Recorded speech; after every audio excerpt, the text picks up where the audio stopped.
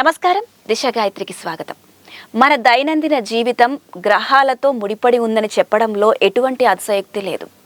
అయితే గ్రహాలు నక్షత్రాల ప్రకారం అంటే జ్యోతిషం ప్రకారం గ్రహాలు నక్షత్రాలు వీటి ఆధారంగా చేసుకొని వ్యక్తుల జీవితం ఆధారపడి ఉంటుంది. అయితే గ్రహస్థితి చెడు స్థానంలో ఉన్నప్పుడు సానుకూలంగా ఉండే జీవితం కూడా ప్రతికూలంగా మారుతుంది. అలాగే గ్రహస్థితి శుభంగా ఉన్నప్పుడు సానుకూలంగా ఉండే జీవితం కూడా చాలా సమస్యల్లోకి నెట్టబడుతుంది. అయితే గ్రహాలు ఇలా చెడు స్థితిలో ఉన్నప్పుడు వాటి కొన్ని సంకేతం ఇస్తాయట. ఆ సంకేతాన్ని ముందుగా గ్రహించి పరిష్కారం చేసుకుంటే ఈ సమస్యల నుంచి విముక్తి పొందవచ్చు.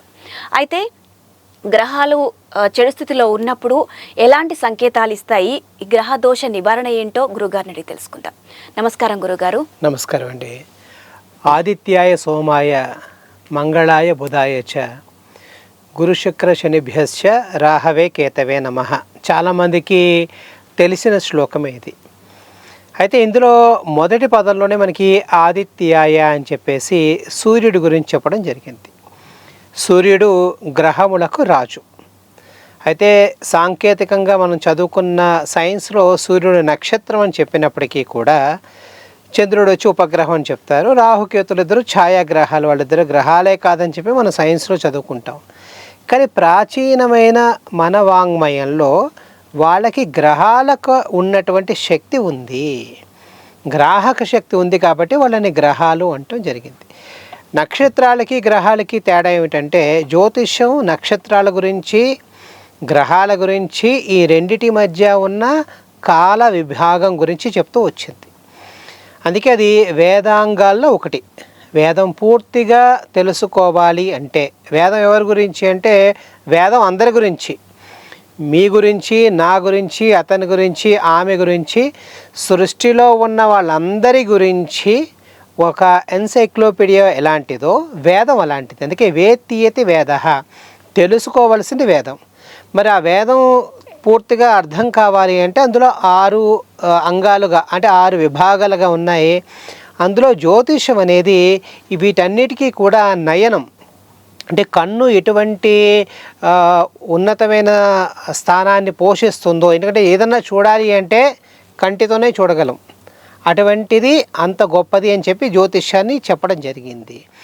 ఆ జ్యోతిష్యం ఈ గ్రహాల గురించి, నక్షత్రాల గురించి, కాల విభాగం గురించి, కాలంలో జరిగే ఉత్పాతాల గురించి, కాలంలో జరిగే విపరీతాల గురించి, కాలంలో మనం ఏం తీసుకోవచ్చు, ఏం పోగొట్టుకున్న వాళ్ళకి అందరికీ కూడా ఎలా ఉపశమనం జరుగుతుంది, ఇన్ని రకాలుగా ఈ శాస్త్రాలన్నిటినీ కూడా వడబోసి మన పెద్దలందరూ మనకు అందించారు.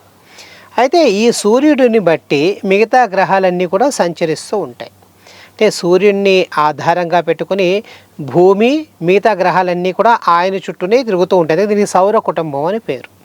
కాబట్టి సూర్యుడి దగ్గర నుంచి కేతువు వరకు ఉన్న ఈ 9 గ్రహాల మధ్య ఒక కాల విభాగాన్ని ఏర్పాటు చేసి అశ్విని నుంచి రేవతి వరకు ఉన్న 27 నక్షత్రాల్లో మనకి కనపడుతున్న, మన మీద ప్రభావం చూపిస్తున్నటువంటి ఈ అంతరిక్షంలో ఒక భాగాన్ని మన పూర్వీకులు గ్రహించి మనకి ఆ జ్యోతిష్య విజ్ఞానాన్ని మనకి ఇచ్చారు.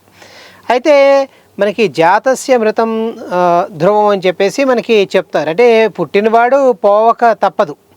కాబట్టి అటువంటి పుట్టుక చావు మధ్య మన జీవితం అంతా కూడా జరుగుతుంది. ఈ జీవితంలో మనకి ఏం జరుగుతుంది, ఏం జరగవచ్చు, ఉత్పాతాలు ఏమన్నా ఉంటే దాన్ని నివారించవచ్చా అని చెప్పేసి మన పెద్దలందరూ కూడా ఈ శాస్త్రాన్ని చాలా విరివిగా, క్షుణ్ణంగా, చాలా లోతుగా పరిశోధన చేసి మనకి అందించడం జరిగింది. అయితే గురుగారు, గ్రహాలు సానుకూల స్థితిలో లేనప్పుడు అంటే చెడు స్థితిలో ఉన్నప్పుడు ఎలాంటి సంకేతం ఇస్తూ ఉంటాయి? మనకి ఎవరన్నా ఒక శిశువు, ఆడగాని మగగాని శిశువు పుట్టగానే జాతకం రాయించుకోవటం అనేది మన పెద్దలందరూ కూడా చేస్తున్నారు. ఇప్పటికీ కూడా చాలామంది రాయించుకుంటూ ఉంటారు.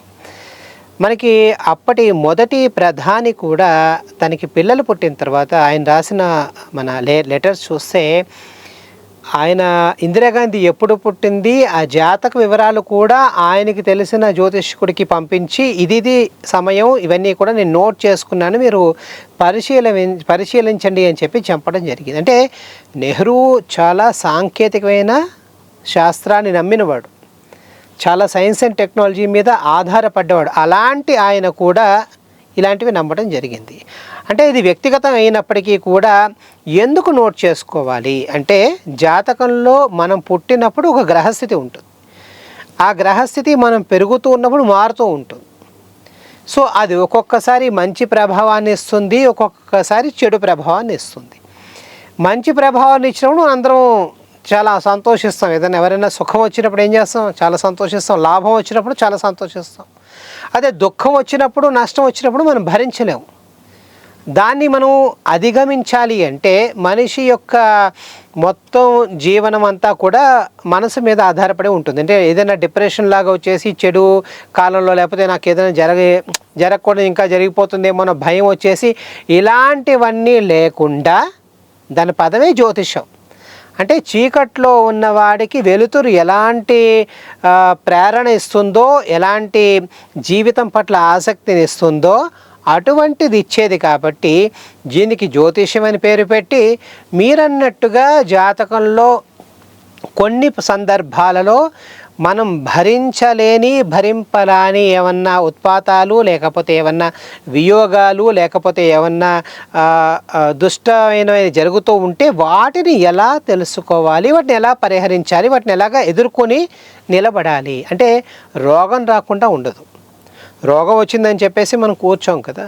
రోగం వచ్చినప్పుడు ఏం చేస్తాం, ఔషధం తీసుకుంటాం. ఈ ఔషధం సరిపడదు. అంటే ఈ శరీరానికి కొన్ని సరిపడకపోవచ్చు. కొంతమందికి పెన్సిలిన్ పడదు, మొత్తం అంతా ఇంజెక్షన్ చేస్తే వాచిపోతూ ఉంటుంది. కొంతమంది కొన్ని ట్యాబ్లెట్స్ పడవు, ఎలర్జీ వస్తాయి. కొంతమంది కొన్ని టానిక్స్ పడవు. అప్పుడు ఏం చేస్తారు, అలాంటివి ఏవైనా ఉన్నాయో అలాంటి కాంబినేషన్స్లో ఎలా వేరే మందు తీసుకుని దేహానికి వాళ్ళు ఏ విధంగా ఉపశమనాన్ని ఇస్తారో జ్యోతిషం కూడా అలాంటిదే. అంటే చాలామంది ఏంటంటే జ్యోతిషం నమ్మటం అనేది చాలా మనం చూస్తూ ఉంటాం, ఏదో మూఢ విశ్వాసం అని, అంధవిశ్వాసం అని ఇలాంటివన్నీ చెప్తూ ఉంటారు. అంటే ఎక్కడన్నా వైద్యులు కానీ మిగతా వాళ్ళందరూ కూడా వాళ్ళు స్వలాభం కోసం చేసేవాళ్ళు. వైద్యంలో ఉండదు. వైద్యం అనేది మనకు ఔషధాన్ని ఇస్తూ ఉంటుంది. సరైన వైద్యుడు దొరకలేదనుకోండి, మనం ఏం చేస్తుంది, ఆ ఔషధం మనకి పనిచేయదు. అలాగే జ్యోతిష్యం కూడా సరైన వాళ్ళ దగ్గరికి వెళ్ళి వాళ్ళని ఆశ్రయిస్తే, వాళ్ళతో క్షుణ్ణంగా పరిశీలిస్తే, అందుకే జాతక పరిశీలన అంటారు. అంటే జాతకం అనేది ఏదో 12 గడుల్లో ఆ 9 గ్రహాలు ఒక లగ్నం కలిపి అలాంటి కాంబినేషన్ లాగే కనబడుతుంది. అలాగే మన శరీరం చూస్తే చాలా సింపుల్గా ఉంటుంది. మరి అదే శరీరాన్ని మీరు ఒకసారి ఇలాగా డైసెక్ట్ చేసి చూసారనుకోండి, ఎలా ఉంటుంది, మొత్తం అక్కడ ఉన్న విభాగాలు చాలా సూక్ష్మంగా, రహస్యంగా ఎన్నో వింతల్లో ఉంటాయి. ఇది కూడా అలాంటి కాంబినేషనే. కాబట్టి అలాగ టైం బాగాలేనప్పుడు, సమయం మీకు అనుకూలంగా లేనప్పుడు కొన్ని మీకు తెలిసిపోతూ ఉంటాయి. ఒకటి ఫ్రీక్వెంట్గా పడుతున్నాడు అనుకోండి, లేదా జ్వరం వస్తుంది, లేకపోతే అంతు చిక్కని దైన్యంగా ఉన్నాడు, ఇలాంటివన్నీ జరుగుతున్నప్పుడు అన్నీ మీరు ట్రై చేసినట్టుగానే ఇందులో కూడా ట్రై చేసి సరైన వాళ్ళ దగ్గరికి వెళ్ళి చూపించుకుంటే మీకు ఉపశమనం తప్పకుండా జరుగుతుంది. అసలు గ్రహదోష పరిహారం అంటే ఏంటి గురుగారు? గ్రహదోష పరిహారం అంటే మన పండగల వరకు వెళ్తే మనకి ఉగాది అని ఒక పండగ ఉంది, దానికి యుగాది అని ఒక పేరు ఉంది. ఉగాది అంటే నక్షత్రాల నడక అని, యుగాది అంటే సృష్టి ప్రారంభం అని చెప్పి ఒక 2 అర్థాల్లో మనం వాడతాం అన్నమాట. అంటే ఆ ప్లానటరీ పొజిషన్లో ఒక స్థాయిలో ఒకేసారి గమనం అన్ని గ్రహాలు తిరుగుతూ ఉంటాయి సూర్యుడి చుట్టూ, మనం ఇందాక చెప్పుకున్నట్టుగా. సో ఈ డిఫరెంట్ గమనాల్లో ఆయా విభిన్నమైన 12 రాశుల్లో 12 స్థానాల్లో గ్రహాలు ఉండటం బట్టి, కాంబినేషన్స్ని బట్టి మనిషి పుట్టడం, వాటి మీద ఈ గ్రహాల ప్రభావం ఉండటం, దాని జాతక ప్రభావం అనండి, అలాంటివి ఉండటం జరుగుతుంది. ఇది ఎంత గొప్పది అంటే, మీ చేతి ఈ తమ్ మీద ఉన్న ఏవైతే ఉన్నాయో ఇవి వేరే వాళ్ళతో మ్యాచ్ అవ్వవు. అలాగే మీ కంట్లో ఉన్నది కూడా వేరే వాళ్ళతో మ్యాచ్ అవ్వదు. ఇది కూడా అలాంటిదే. ఒకటి గ్రహస్థితి రెండో వాడితో మ్యాచ్ అవ్వదు.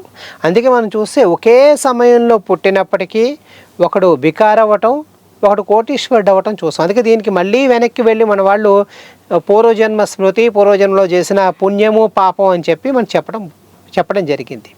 సో గ్రహస్థితి అనుకూలంగా ఉండాలి లేదా జాతకంలో ఇవన్నీ జరుగుతున్నాయి అంటే ఫస్ట్ జాతక పరిశీలన చేసుకోవటం మొదటిదైతే.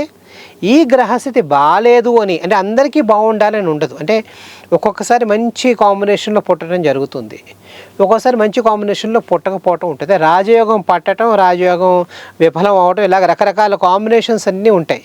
సో ఇవన్నీ మనం అర్థం చేసుకోవాలి అంటే జాతక పరిశీలన చేయాలి. ఏ విధంగా స్వీట్ అనేది అందరికీ మంచిదే, కానీ అదే డయాబెటీస్ ఉన్న వాడికి మంచిది కాదు. మామూలుగా మధురం అనేది అందరూ, మిఠాయి అనేది అందరూ తింటాం, కానీ వాళ్ళు తక్కువ తినాలి. అలాగే లో షుగర్ ఉన్న వాళ్ళు దాన్ని బట్టి వాళ్ళు ఎక్కువ తినాల్సి వస్తుంది. ఆ విధంగా ఈ కాంబినేషన్స్ అబ్జర్వ్ చేయాలి, దాన్ని మీరు పరిశీలించాలి. అంటే మీరు ఎవరైతే కొంచెం నిష్ణాతులు ఉంటారో వాళ్ళ దగ్గరికి వెళ్ళి గ్రహస్థితులు అధ్యయనం చేయటం, దానికి తగ్గట్టుగా ఏం చేసుకోవాలన్నది మీరు నిర్ణయించుకోవటం, మీకు కుదిరినంత వరకు చేసుకోవటం అనేది మీరు చేయవచ్చును. అన్ని గ్రహదోష పరిహారాలకు ఉత్తమ చిట్కా ఏమైనా ఉందా? అంటే మనకి పెద్దలందరూ కూడా గమనిస్తే గ్రహాలు, దోషాలు, వాటికి వివిధ మంత్రాలు, వీటికి జపాలు ఇవన్నీ ఉన్నాయి. ఇవన్నీ కూడా ఉన్నవాళ్ళు, కలిగిన వాళ్ళు చేసుకోవచ్చు. ఎందుకంటే దీనికి సంబంధించిన ధాన్యము, సంబంధించిన వస్త్రము, దాని హోమము, పరిహారము, జపము, అందులో అంశాల్లో భోజనాలు ఇవన్నీ కూడా కలిగిన వాళ్ళు, బాగా డబ్బు ఉన్న వాళ్ళు చేసుకుంటారు. అంటే మనం చూస్తూ ఉంటే పెళ్ళిళ్ళు ఉన్నాయనుకోండి, కొంతమంది బాగా డబ్బు ఉన్న వాళ్ళు పెళ్ళి ఎలా చేస్తారు? లావిష్గా చేస్తారు. వచ్చిన గెస్టులందరికీ కూడా బంగారు భరణలు ఇవ్వటం, వెండి భరణలు ఇవ్వటం, లేదా మంచి పట్టు చీరలు ఆడవాళ్ళకి ఇవ్వటం, లేదా మంచి బట్టలు మగవాళ్ళకి ఇవ్వటం, కాస్ట్లీ డిన్నరు లేకపోతే లంచ్ ఏర్పాటు చేయడం చేస్తారు. ఇలా ఉండదు. లేని వాళ్ళు ఏం చేస్తారు? గుళ్ళో చేసుకునే పెళ్ళే, స్వామికి అలంకరించిన దండాను, అమ్మవారికి అలంకరించిన దండా తీసుకొచ్చి వాళ్ళిద్దరూ మార్చుకున్న అది కూడా వివాహం అవుతుంది. కాబట్టి మన వాళ్ళు రెండూ చెప్పారు. శాస్త్రంలో మీకు ఓపిక ఉంది, శుక్రుడికి సంబంధించి 20,000 మంత్రం ఉంది, 20,000 మంత్రం చేసి దానికి సంబంధించిన వజ్రం పెట్టి, దానికి సంబంధించిన ధాన్యం బొబ్బర్లను ఉంటాయి, వాటిని అన్నింటినీ దానం చేసి, అలాగే 20 మందికో లేకపోతే ఎంతమందికో భోజనం పెట్టి వాళ్ళందరికీ కూడా మీరు చందన తాంబూలాదులు కూడా సమర్పించడం ఒక పద్ధతి ఉంది. లేని వాళ్ళు ఏం చేయాలంటే శుక్రుడికి అధిష్టాన దేవత అయిన మహాలక్ష్మిని శుక్రవారం ఆరాధన చేయటం ద్వారా వాళ్ళు అలాంటి ఫలితాన్ని పొందొచ్చు. అలాగే ఈ 9 గ్రహాల యొక్క అత్యంత అనుకూలత మనం పొందాలి అంటే మనందరికీ కూడా శ్రీకృష్ణ అష్టోత్తరం అని ఉంటుంది. అంటే కృష్ణ పరమాత్మకి సంబంధించిన ఒక 108 నామాలు. ఈ 108 నామాల్లో ఆ చివరిలో ఒక నామం వస్తుంది, అన్ని రకాల గ్రహ దోషాలన్నీ కూడా పరిహరించే మూర్తి అని ఆయనకు ఒక పేరు ఉంది. ఎందుకంటే శ్రీకృష్ణ పరమాత్మ గురించి మనం ఆలోచిస్తే చాలా గొప్ప చంద్రవంశంలో పుట్టిన ఆయన ఎక్కడ పుట్టాడు? జైల్లో, కారాగారంలో పుట్టాడు. పుట్టిన వెంటనే ఏమయ్యాడు? తల్లిదండ్రుల నుంచి దూరం అయ్యాడు. చిన్నవాడిగా ఉన్నప్పుడు కంసుడి ములాంచి భయం, పోతన ములాంచి భయం, ఇంకొక శకటాసురుడి ములాంచి భయం, వీళ్ళందరూ కూడా ఆయన్ని ఎలా కబలించాలా అని చూశారు. అలాంటి ఆయన వీళ్ళందరినీ ఎదుర్కొన్నాడు. 12 ఏళ్ళు 13 ఏళ్ళ టీనేజ్లోకి రాగానే చక్కగా ఒక ముష్టి యుద్ధం చేసి, మల్ల యుద్ధం చేసి కంసుని, ఇతర దుష్టులందరినీ కూడా పరిహరించాడు. తర్వాత వాళ్ళందరికీ, తనతో ఉన్న వాళ్ళందరికీ కూడా ప్రేమను పంచాడు. ఈ పాండవులందరికీ కూడా నిర్దేశనం చేశాడు. అంటే ఒక మనిషి ఎలాగ అన్ని రకాల కష్టాల నుంచి కూడా తను ఉపశమనం పొంది మిగతా వాళ్ళందరికీ కూడా ఉపశమనం పొందింపజేసి ఒక మహోన్నతమైన దైవీమూర్తి కాబట్టి ఆయనకు సంబంధించిన అష్టోత్తరం చదివితే మీకు ఈ గ్రహ దోషాలన్నీ కూడా పరిహారం అయ్యే అవకాశం చాలా ఉంటుంది. పూర్వజన్మ పాపాల ఫలితంగా ఏర్పడే గ్రహదోష శాపాల నివారణకు ఎలాంటి పరిష్కారం ఉంటుంది గురువుగారు?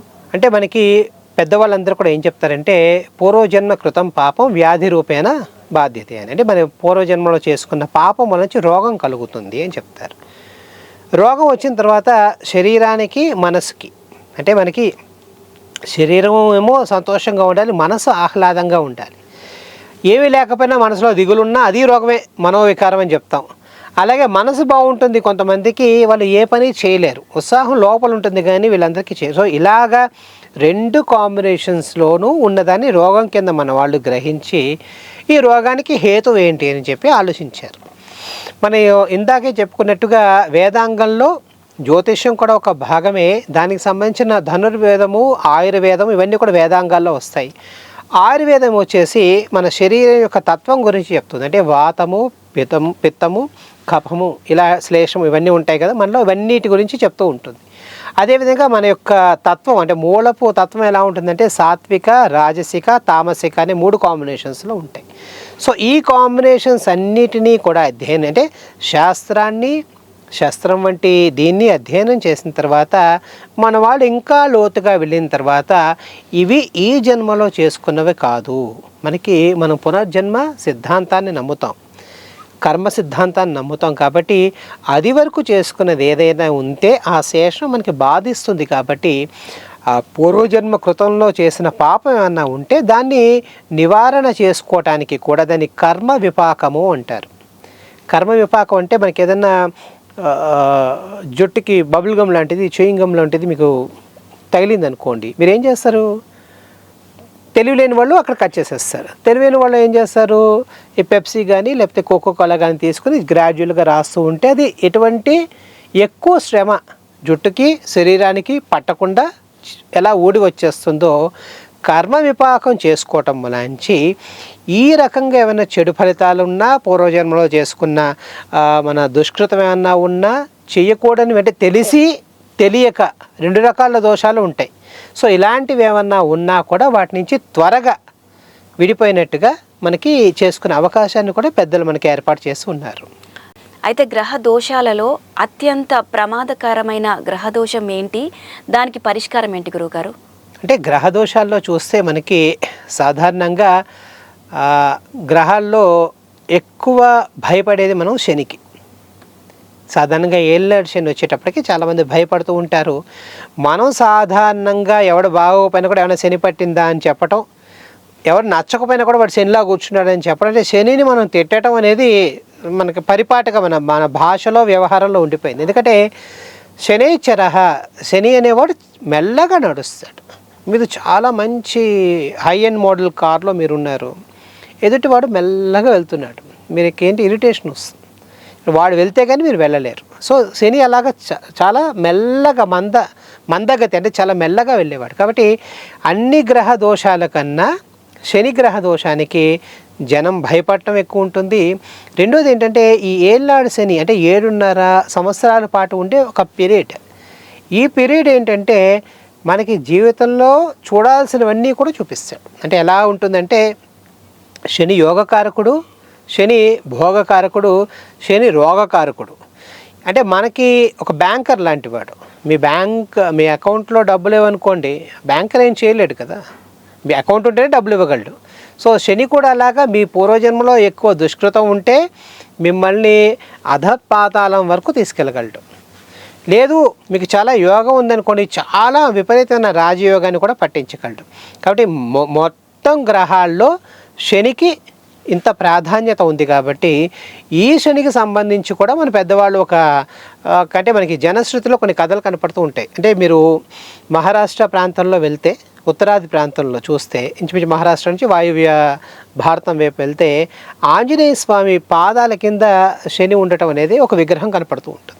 కాబట్టి ఇలాంటి శని దోషాలు ఉన్న వాళ్ళు ఆంజనేయ స్వామి చుట్టూ ప్రదక్షిణలు చేయటం ద్వారా, ఆంజనేయ స్వామి సింధూరాన్ని ధరించడం ద్వారా, ఆంజనేయ స్వామికి సంబంధించిన ఏవైనా స్తోత్రాలు పారాయణలు చేయటం ద్వారా శని యొక్క ప్రభావం తగ్గుతుంది అని చెప్తారు.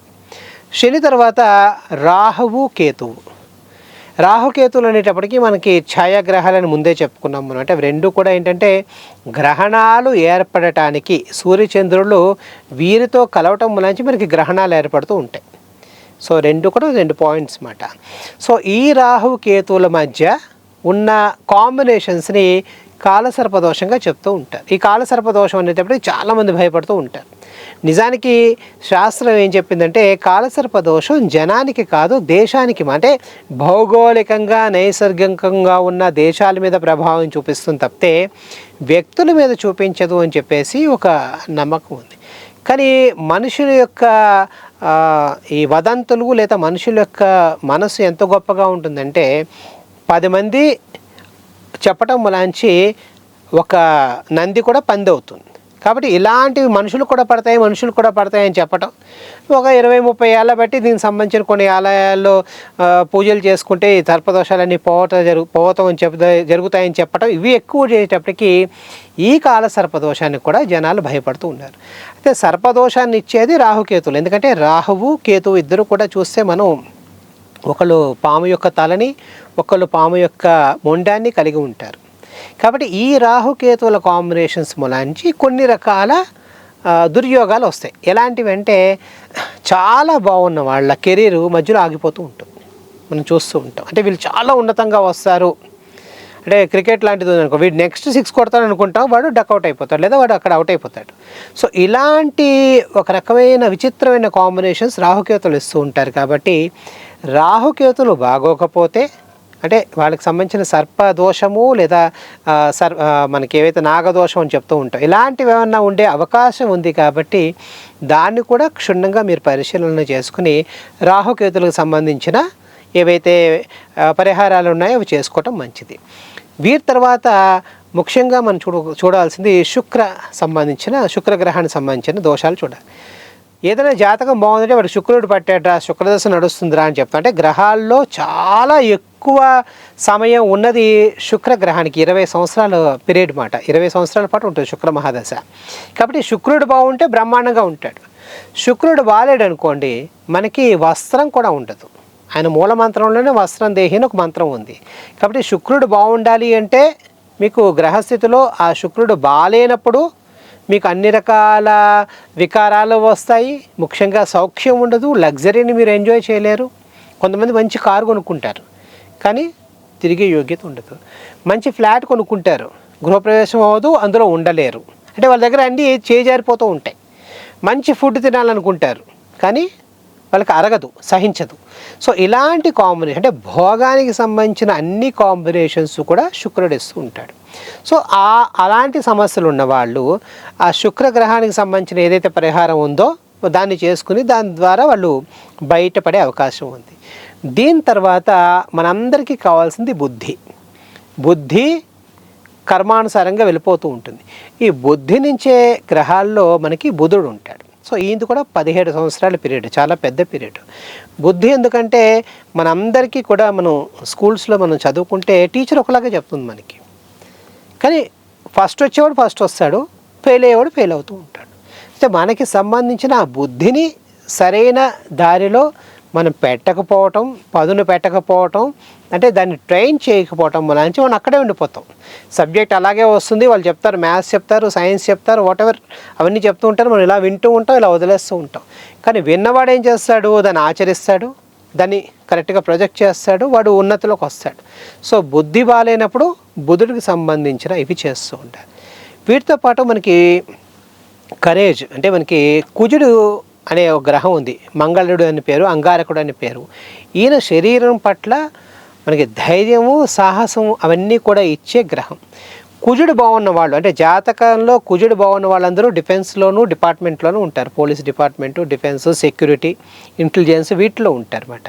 సో కుజుడు బాగుంటే ఒకలా ఉంటాయి, కుజుడు బాగోకపోతే మనకి ధైర్యమే ఉండదు. దీనికి సంబంధించిన ఒక కథ ఉంది, మనందరికీ తెలిసిన కథే. అదేంటంటే ఒక రాజుగారు చాలా గొప్పగా అందరినీ పాలిస్తూ అందరి పక్కన కూడా చక్కగా కరుణని అన్నీ కలిగి ఉంటాడు. ఆయన మీద ఒకసారి ఇంద్రుడికి అసలు వీడికి ఎలా ఉంది ఏంటి అసలు చూద్దాం అంటే దాతృత్వం కూడా ఉండాలి, శౌర్యం ఉండాలి, శౌర్యం ఉన్న వాళ్ళకి దాతృత్వం కూడా ఉండాలి. కాబట్టి ఆయన దగ్గరికి వచ్చి, అయ్యా నాకు ధనలక్ష్మి కావాలయ్యా అంటే, సరే నా దగ్గర ఉంది స్వామి, ధనలక్ష్మి రూపంలో ఉంది అని చెప్పి ఇచ్చేస్తాడు. అలాగే ధాన్యలక్ష్మి కావాలంటే సరే అన్నీ ఇచ్చేస్తాడు. చివరికంతా వచ్చేసేటప్పటికి ఆయన ధైర్యలక్ష్మిని అడుగుతాడు. ఆయన నేను ధైర్యలక్ష్మిని ఇవ్వను అంటాడు. ఎందుకు ఇవ్వవు అంటాడు దేవేంద్రుడు, వచ్చినవాడు ఇంద్రుడు. అంటే ఆయన చెప్తాడు, ఈ ధైర్యం ఉంటే నేను మిగతా 7 లక్ష్ములు కూడా సంపాదించుకోగలను. అంటే కాలాన్ని నేను సరిగ్గా వినియోగం చేసుకుంటే పోయిన ధనాన్ని అంతా కూడా నేను సంపాదించుకోవచ్చు. కానీ అది కాలాన్ని నేను సరిగ్గా వినియోగించలేకపోతే, ధైర్యం అనేది నాకు లేకపోతే ఇవి 7 కూడా నాకు ఉండే ఉపయోగం లేదు, అందుకని నేను ఇవ్వను స్వామి అని చెప్తాట. కాబట్టి ఇలాంటి ధైర్యాన్ని, శౌర్యాన్ని, సాహసాన్ని ఇవన్నీ ఇచ్చేవాడు కుజుడు. కాబట్టి కుజుడు బాగాలేని వాళ్ళు వాడికి సంబంధించిన పరిహారాలు చేసుకోవటం. కుజుడు బాగున్నా కూడా ఒక్కొక్కసారి మనకి ఓవర్గా అయిపోతూ ఉంటుంది, కొంతమందికి హింస ప్రవృత్తి ఉంటుంది. కుజుడు మిగతా కాంబినేషన్స్లో రాహుతోనో మిగతా వాటితో ఉంటే ఆ హింసా ప్రవృత్తి కొంతమంది చూస్తుంటే ఊరికే కొట్టడం ఏ పని లేకుండా కొంతమంది చూస్తూ ఉంటే అలా వెళ్తూ ఆ చెట్టుని విడిచేసి వెళ్తారు. చెట్టుకి వీడికి సంబంధం ఉండదు.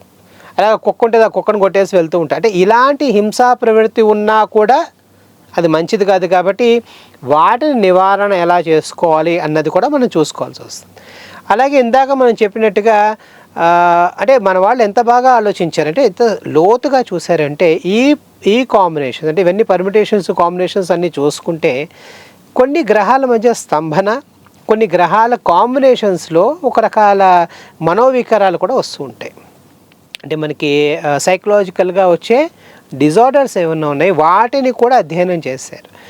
కుజుడు శని కలిసి ఉంటే వాళ్ళకి విపరీతమైన మనస్తత్వం ఉంటుంది. అంటే విపరీతమైన కోపం, విపరీతమైన శాంతం, విపరీతమైన స్పీడ్. ఎందుకంటే కుజుడు చాలా ఫాస్ట్ ప్లానెట్, విపరీతమైన స్లో, శని చాలా స్లో ప్లానెట్. ఇలాంటి కాంబినేషన్స్ మనం చంద్రముఖి అని చూసాం కదా, ఇలాంటి కాంబినేషన్స్, ఇలాంటి స్ప్లిట్ పర్సనాలిటీస్ ఇవన్నీ కూడా జాతక పరిశీలన చేస్తే వాళ్ళకి అవగతం అవుతుంది. అలాగే చంద్రుడు మనోకారకుడు. చంద్రమా మనసో జాతః వేదం చెప్తుంది పురుషోక్తంలో. మనకు ఆనందం కలగాలి అంటే చంద్రుడు ఇవ్వాలి. ఒక మంచి పూల వాసన వచ్చింది అనుకోండి, అలా వెళ్తూ ఉన్నారనుకోండి, సన్నజాజి పూలు అలా వెళ్తుంటే మనకి వాసన తెలిసి మనసు ఆహ్లాదం కలుగుతుంది. అలాగే మనకి రసగుల్లా తీసుకొచ్చారు, చూడగానే మనకి నోరూరి ఆనందం కలుగుతుంది. ఇవన్నీ కూడా మనసు కారకుడు అని చంద్రుడు ఇస్తూ ఉంటాడు. కాబట్టి చంద్రుడు బాగున్న వాళ్ళు ఎలా ఉండాలి, చంద్రుడు బాగోకుండా క్షీణంలో ఉండటం లేదా వృశ్చికంలో ఉండటం లేదా శత్రుగ్రహాలతో ఉండటం ఇలాంటి కాంబినేషన్స్లో ఉంటే వాటి పరిహారాలు ఎలా చేసుకోవాలి అని చెప్పేసి మనకి జాతక పరిశీలనలో తెలుస్తుంది.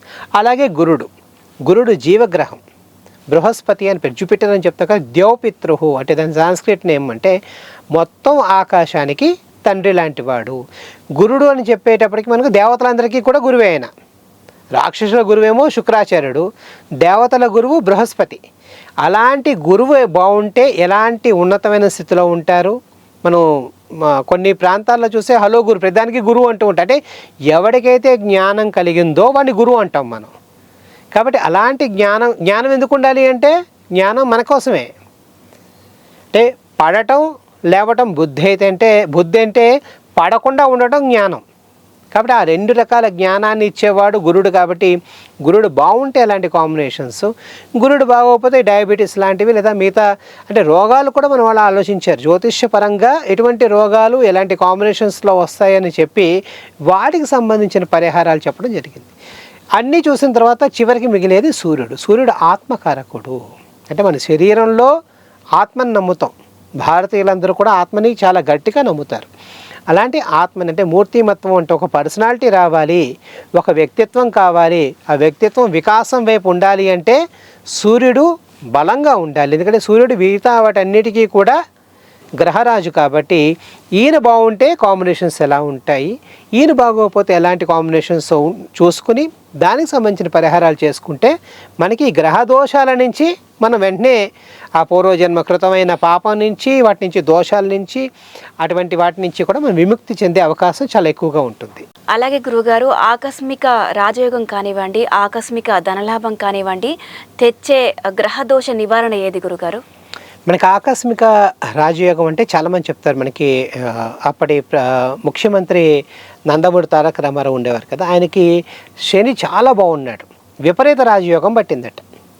సో విపరీత రాజయోగం పట్టేటప్పటికి ఏదో బెజవాడలో రిజిస్ట్రార్ కింద పనిచేసిన ఆయన మెడ్రాస్ వెళ్ళి ఒక తెలుగువాడి కింద గుర్తింపుని మొత్తం జాతీయ స్థాయిలో నేషనల్ ఫ్రంట్ అని ఆయన పెట్టగలిగి అంత స్థాయిలో గుర్తింపును తీసుకొచ్చాడు. అంటే విపరీతమైన రాజయోగం ఆయనకు పట్టబట్టి.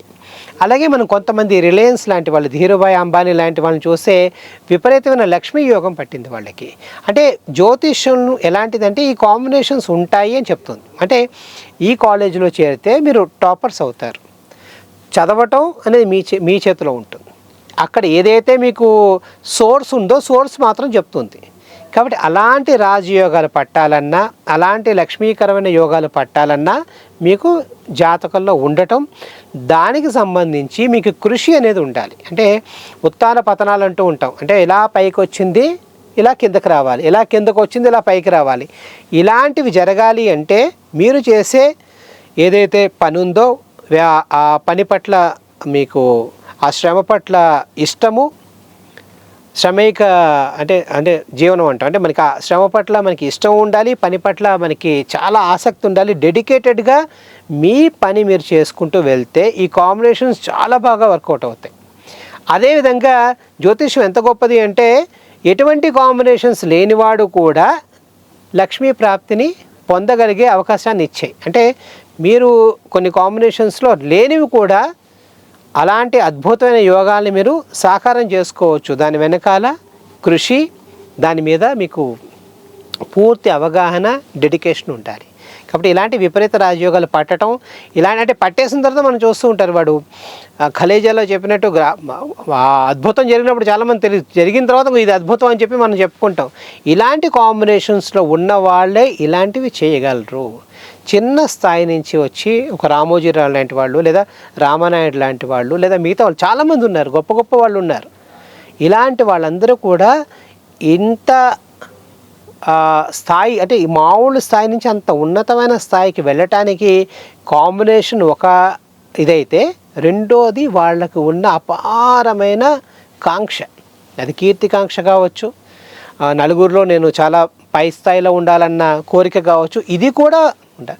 విచిత్రం ఏంటంటే ఈ కాంబినేషన్ ఇచ్చేది మళ్ళీ అదే.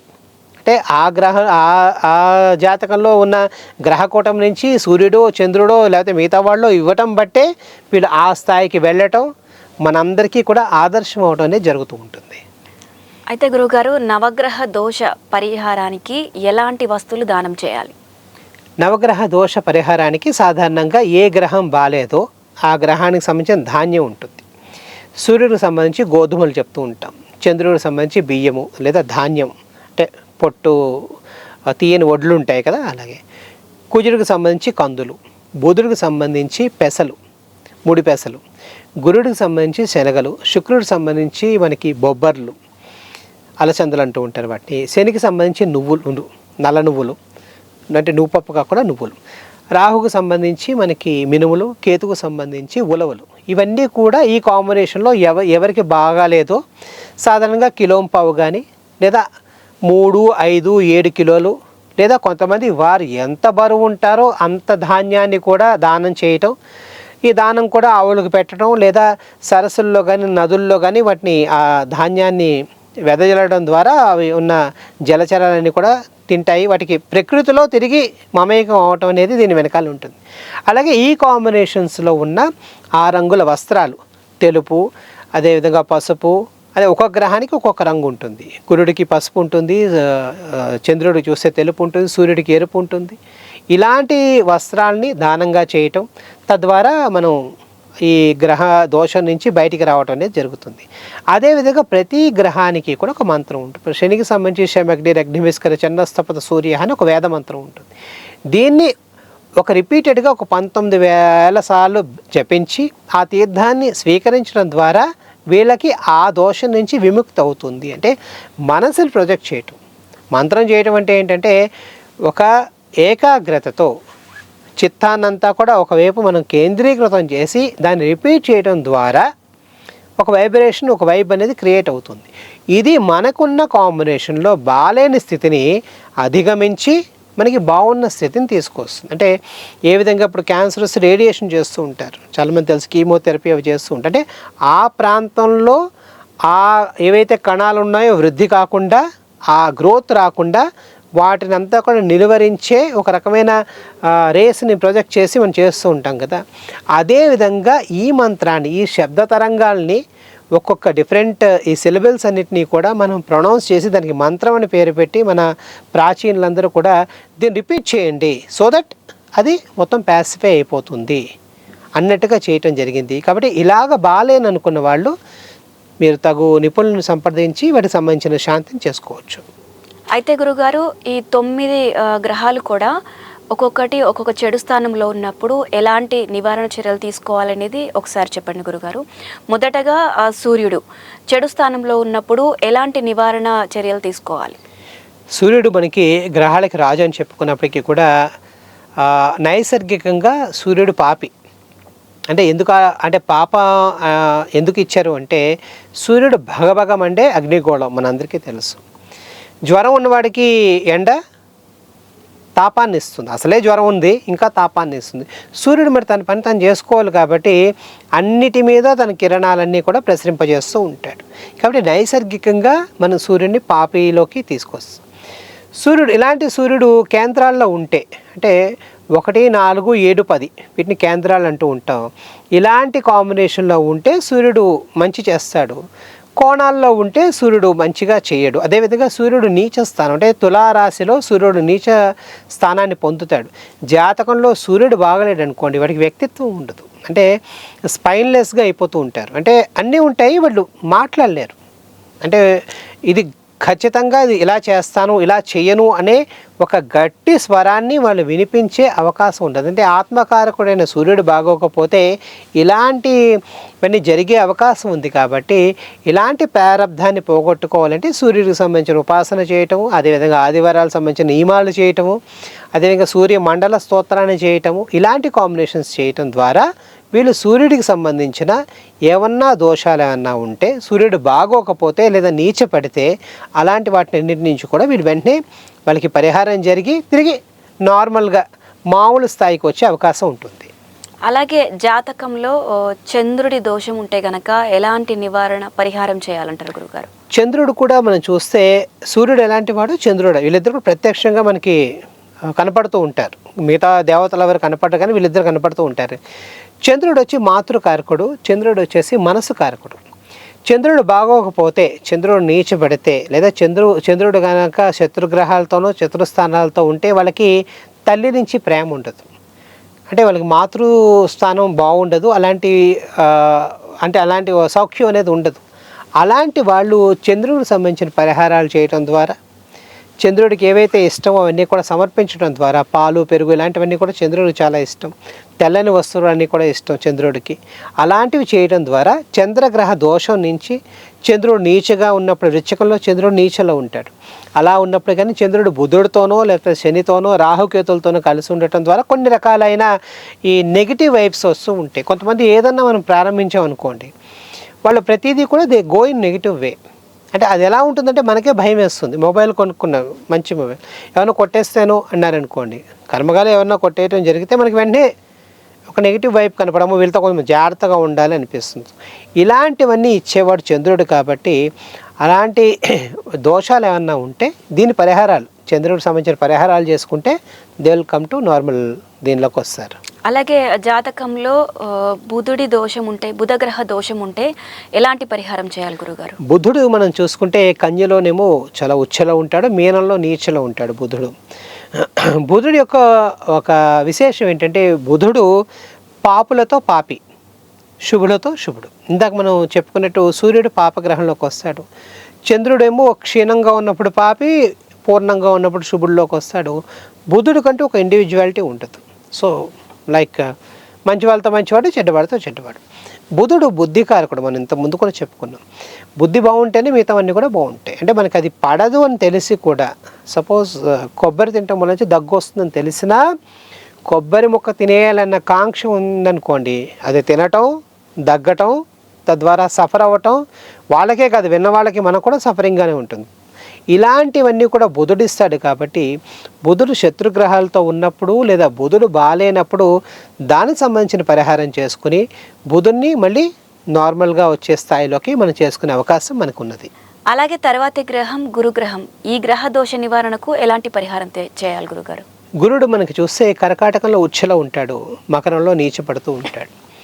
మిగతా గ్రహాల కన్నా చాలా పెద్ద గ్రహం గురుడు. గురుడికి మనకి 16 ఉపగ్రహాలు, మూన్స్ ఉన్నాయని చెప్తారు సైన్స్లో కూడా.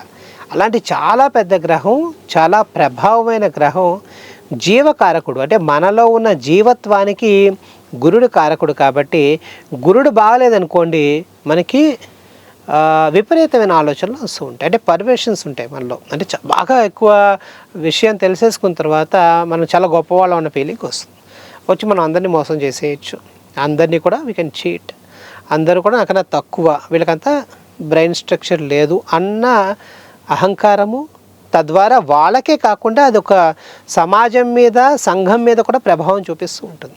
సో ఇలాంటి వాటిని అరికట్టడానికి గురుడు బాలేనప్పుడు దానికి సంబంధించిన శాంతి, దానికి సంబంధించిన పరిహారం చేసుకోవటం అలాంటి వాళ్ళకు కూడా చేయాలి. అంటే ఇది వ్యక్తిగతంగా మనం చేసుకోవటంతో పాటు ఒక సమాజానికి లేకపోతే ఒక ప్రాంతానికి సంబంధించి ఉన్నాయనుకోండి, అప్పుడు జాగ్రత్తగా ఉండాలన్నట్టుగా మన వాళ్ళు చెప్తారు. మనకి భారతం తీసుకుంటే దుర్యోధనుడు పుట్టినప్పుడు కొన్ని రకాలైన ఉత్పాతాలు జరుగుతాయి.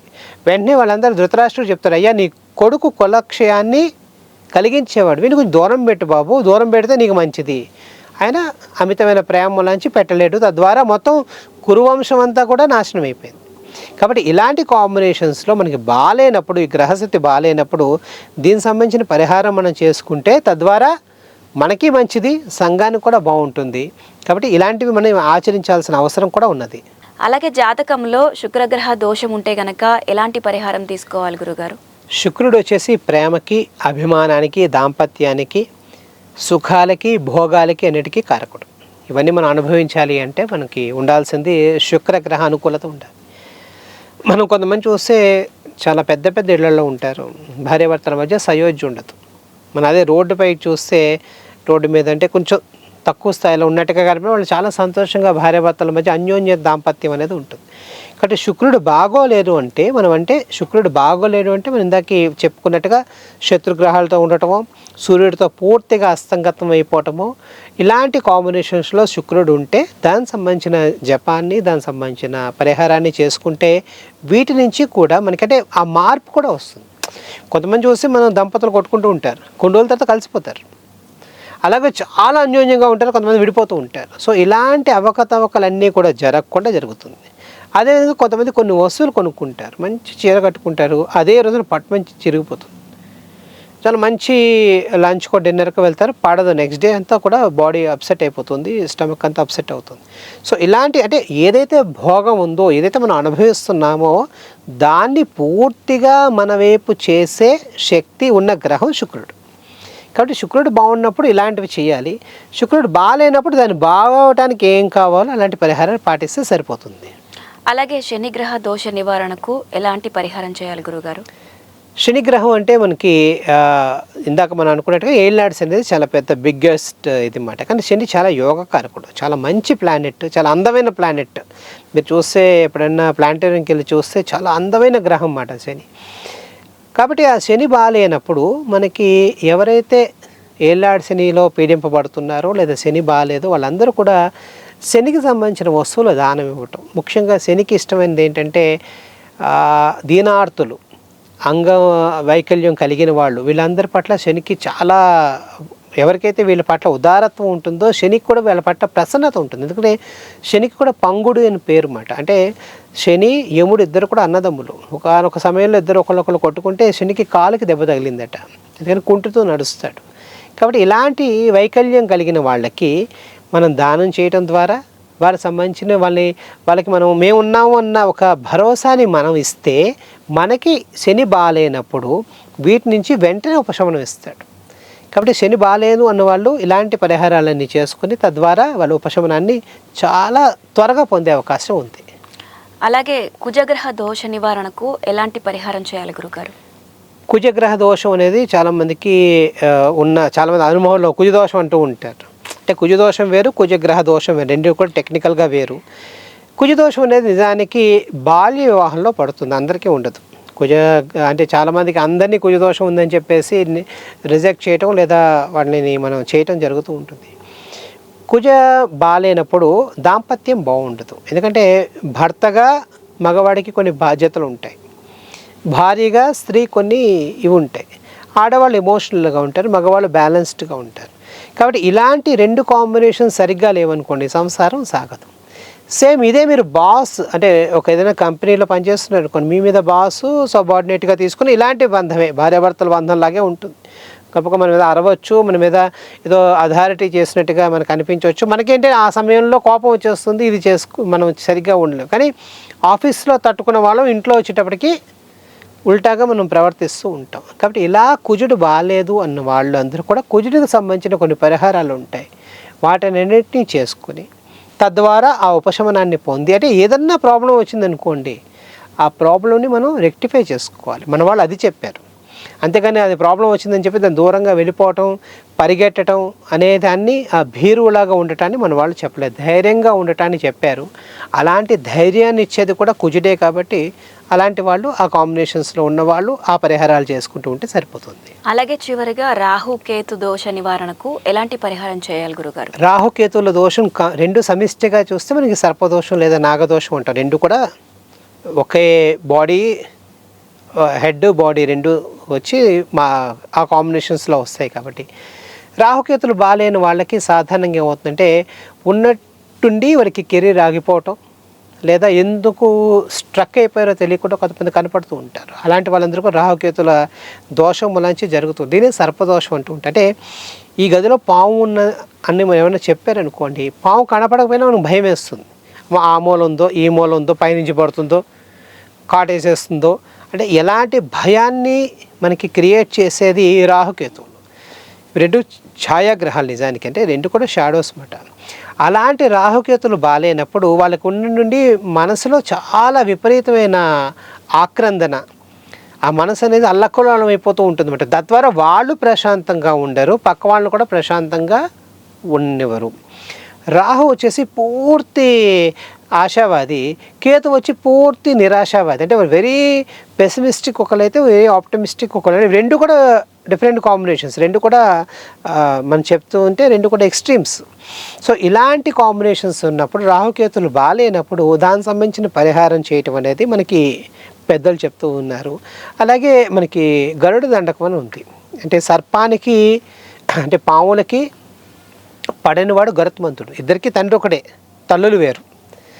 కశ్యపుడికి కద్రువుకి పుట్టిన వాళ్ళు కొంతమంది, లేక కశ్యపుడికి మిగతా భార్యతో పుట్టిన వాళ్ళు కొంతమంది. ఈ ఇద్దరి మధ్య ఉన్న వైరాన్ని కూడా మన వాళ్ళు చాలా ఆకలింపు చేసుకుని ఇలాంటి గరుడ దండకం ఏమైనా చేస్తే ఈ సర్పభయం అనేది పోతుంది. అంటే సర్పభయం పోవడం అంటే రాహుకేతుల నుంచి వచ్చే అనేక రకాల దుష్ఫలితాలు ఏమంటే ఉన్నాయో అవన్నీ కూడా పోతాయి. అంటే మనలో పూర్తి ధైర్యాన్ని అంతా కూడా పోగొట్టేసుకుని మనం దైన్యంగా ఉండిపోయాం అనుకోండి, ఏ పని చేయలేం. అలాంటి వాడికి ఏం చేయాలి? నువ్వు చేయగలవు, you can do it, you are capable. నీకన్నా కింద వాళ్ళు కూడా చేస్తున్నారు, వాళ్ళతో పోలీసులు చాలా ఇలాంటి మనం బూస్టప్ చేసి వాళ్ళకి ఎలాగ ఎంకరేజ్ చేస్తామో అలాంటి ఎంకరేజ్మెంటు కొన్ని స్తోత్రాలు, కొన్ని ఏవైతే పరిహారాలు ఉన్నాయో వాటిని అన్నీ చేయటం వల్ల జరుగుతుంది. కాబట్టి అవి చేసుకుని తిరిగి వీళ్ళు నార్మల్ లైఫ్లోకి వచ్చే అవకాశం ఉంటుంది. 9 గ్రహాలకు సంబంధించిన గ్రహ దోష పరిహారాలను చాలా చక్కగా వివరించారు గురుగారు. నమస్కారం. నమస్కారం అండి. గురుగారు చెప్పింది విన్నారుగా. 9 గ్రహాలకు సంబంధించిన గ్రహ దోష నివారణకు ఎలాంటి పరిహారం చేయాలో, అలాగే చక్కగా అందరూ తమకు సంబంధించిన గ్రహాలకు సంబంధించిన దోషాలను పరిహారం ఈ విధంగా చేసుకోండి. వచ్చే వారం మరో ఎపిసోడ్తో మళ్ళీ మీ ముందుంటాం. అంతవరకు నమస్కారం.